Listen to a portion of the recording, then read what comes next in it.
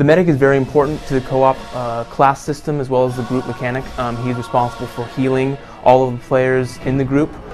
His primary gadget for doing this is the Phoenix weapon, which is unique to co-op as well as the class of the medic. This weapon that he has it enables him to draw energy from incoming enemies through a beam. This energy is pulled off and is stored in his weapon, which he can re-deliver to his friendlies. This re-delivered energy provides his friendlies with health. He is on the spot healing people. He can easily get the most points in a match, no questions asked. If you're primary shooting and you're trying to deal damage to enemies, it's always good to remember that your Phoenix will chain between the enemies. So if you see a dude, you can shoot him, and if he has buddies around the corner or buddies around cover, you're going to do damage to them as well.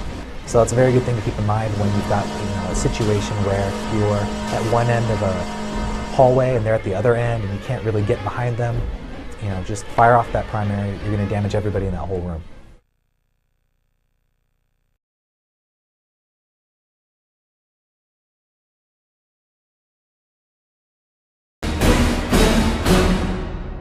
So then you've got the Spec Ops class, and he's my personal favorite. It's really tempting to run off on your own as a Spec Ops and shoot from afar, but that's really a recipe for disaster every time.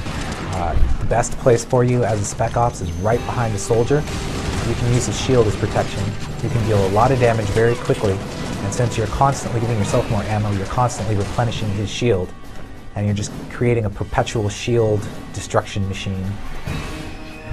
The Spec Ops, unlike the other classes, has a special type of grenade. It's not really a grenade, instead it replaces the grenade, and whenever he presses the ammo button with the ammo grenade selected, it drops grenade packs for the group. A good tactic that we like to use that requires a lot of cooperation, a lot of teamwork, and a lot of talking is what we call the grenade throwing tank. Pretty much what you do is you get that soldier up front with his shield going, and you just sit behind him as a Spec Ops. You crouch behind him using all the cover you can, and you just continually throw as much ammo as you can. What you're going to be doing is you're keeping up that shield, so you're pretty much impervious to even the biggest group of enemies, and you're giving them grenades. And so every 5, 6, 7 seconds, he's getting a grenade. He's just running forward, throwing grenades, providing cover, throwing grenades, providing cover.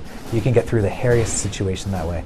And there'll be times when you'll see everyone start to retreat from the front line and really go look for those Spec Ops, and that's when you really need to keep an eye out and try to drop those ammos out. So a good communication tip is when you're a Spec Ops and you see a dude jumping around you, that means he needs ammo. You should always be on the ball with ammo. If you see guys running around and hiding, they probably need ammo. If you're off on your own and you're not giving out ammo, your whole team is going to die. So just make sure that when you see the dudes doing the gimme ammo dance, you hook them up.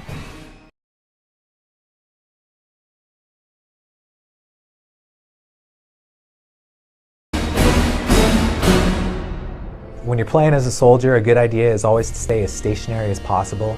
It's very tempting to try and run up, rush guys, try and flank guys, try and do different maneuvers, but really your best idea is throwing up that shield and providing a stable cover for your buddies to get behind.